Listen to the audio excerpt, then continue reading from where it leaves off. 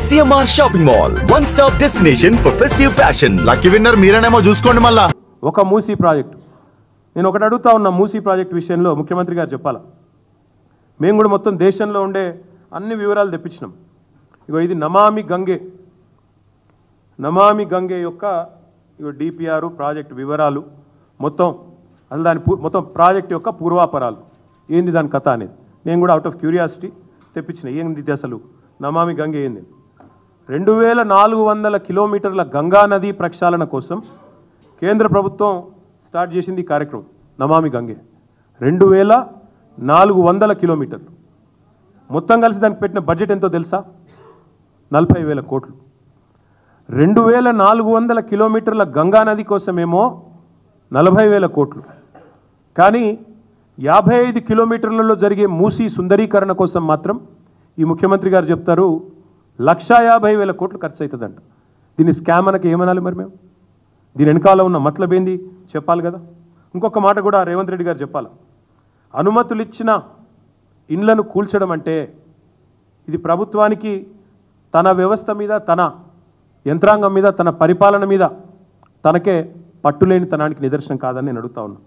ఇంకొక మాట కూడా నేను రేవంత్ రెడ్డి గారిని అడుగుతా ఉన్నా. కూల్చాల్సి వస్తే, and I'm saying this as a minister who worked in municipal department for 8 years, 8 ఏళ్ళు మున్సిపల్ మినిస్టర్గా నేను పనిచేస్తున్నాను. కూల్చాల్సి వస్తే మొదట కూల్చాల్సింది నాలాల మీద ఉన్న వాటిని కూల్చాలంటున్నారు కదా. ఫస్ట్ కూల్చాల్సింది హైడ్రా కమిషనర్ ఆఫీసు. బుద్ధ భవన్ ఏదైతే ఎక్కడైతే హైడ్రా కమిషనర్ కూర్చున్నాడో అదే FTL మీద ఉంది. అసలు FTL అంటారు సార్, నాలా మీద ఉంది. హుసేన్ సాగర్ పక్కనే ఉండే నాలా మీద బుద్ధ భవన్, దానిలోనే ఎలక్షన్ కమిషనర్ ఉంటాడు. యువతల దిక్కు వస్తే హైడ్రా కమిషనర్ ఉంటాడు, అందులోనే విమెన్స్ కమిషన్ ఉంది. ఫస్ట్ ఆ బిల్డింగ్లో కొట్టాలి మీరు నిజంగానే కూల్చాల్సి వస్తే. రెండోది ఏం కొట్టాలి తెలుసా మీరు? ఏ GHMC అయితే పర్మిషన్లు ఇస్తుందో ఆ GHMC బిల్డింగ్ను రెండోది కొట్టాలి. ఎందుకంటే GHMC బిల్డింగ్ కూడా నాలా మీదే ఉంది. మరి నువ్వు ఇతరులకు శుద్ధులు చెప్పే ముందు నీ కాడికెళ్ళి మొదలు పెట్టాలి కదా. చారిటీ బిగిన్స్ ఎట్ హోమ్ కదా, అది చేయరట. నాకు తెలిసి మరి ముఖ్యమంత్రి గారికి నా అవకాశం ఇస్తే మనం కొత్తగా కట్టుకున్న డాక్టర్ బాబాసాహెబ్ అంబేద్కర్ సెక్రటేరియట్, ఎందుకంటే ఆయన ఒక లక్ష్యం పెట్టుకున్నాడు, కేసీఆర్ ఆనవాళ్ళు లేకుండా చేయాలి. మరి సెక్రటేరియట్ని చూడగానే అందరు కేసీఆరే గుర్తొస్తాడు. మొన్న గణపతి బప్ప మోరియా అనుకుంటే వెయిన్రాడికి వెళ్ళి ఆడ రాగానే కేసీఆర్ యాదకి వచ్చింది. కేసీఆర్ పాటలు పెట్టగానే ముఖ్యమంత్రికి ఇరిటేషన్ వస్తున్నది. మరి ఆయనతో సంధిస్తే అది కూడా FTL అని ఆయన సెక్రటేరియట్ని కూడా గొలగొడతాడేమో నా డౌట్. నేను అడుగుతా ఉన్నా ముఖ్యమంత్రిని, ఇట్లా మూసీ బాధితులు ఆక్రందనలు చేస్తుంటే, మూసీ బాధితులు ఇబ్బంది పడుతుంటే, నిన్న మొన్నటిదాకా డైలాగులు కొట్టిన మీ అధినాయకులు ఎక్కడ?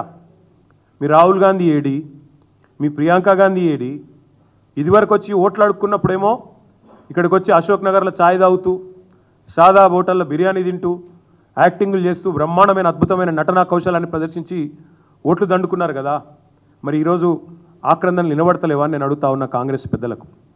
ఢిల్లీ పార్టీలను ఎప్పుడు గెలిపించినా గల్లీలలో ఎప్పుడు ప్రజల ఆక్రందనలు ఇట్లే ఉంటాయి. నేను ఇంకొక మాట కూడా అడుగుతా ఉన్నా.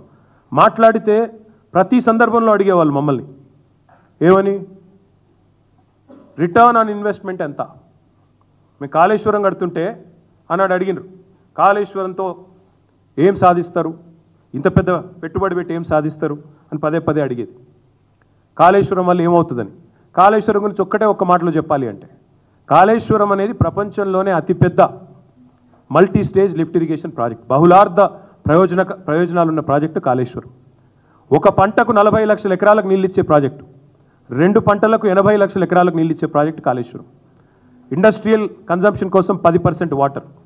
అదేవిధంగా డ్రింకింగ్ వాటర్ హైదరాబాద్ మహానగరంతో పాటు వేలాది గ్రామాలకు డ్రింకింగ్ వాటర్, వేలాది గ్రామాలకు, వందలాది పట్టణాలకు డ్రింకింగ్ వాటర్ ఇచ్చే ప్రాజెక్టు కాళేశ్వరం. హైదరాబాద్కు నెత్తి మీద శాశ్వతంగా ఒక కుండ పెట్టినట్టే కరువు తీర్చే కల్పతరువు కాళేశ్వరం. దానికి రిటర్న్ ఆన్ ఇన్వెస్ట్మెంట్ ఏందని చాలామంది, చాలా పెద్దలు చాలా మాటలు మాట్లాడినారు. నేను అడుగుతా ఉన్నా, ఇవాళ కాళేశ్వరం కట్టడం తర్వాత, ఇప్పుడు నిన్నగాక మొన్న పేపర్లో వచ్చింది, ఈనాడు పేపర్లో చూసుకోండి, వరి సాగులో తెలంగాణ టాప్ భారతదేశంలో. కాళేశ్వరం పుణ్యం కాదా అది?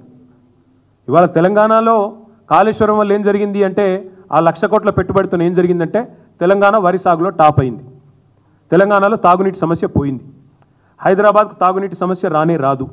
మరి నేను అడుగుతున్నా రేవంత్ రెడ్డి చెప్పు, 1,00,000 కోట్లతో కాళేశ్వరం కడితే రిటర్న్ ఆన్ ఇన్వెస్ట్మెంట్ ఏంది అన్నావు.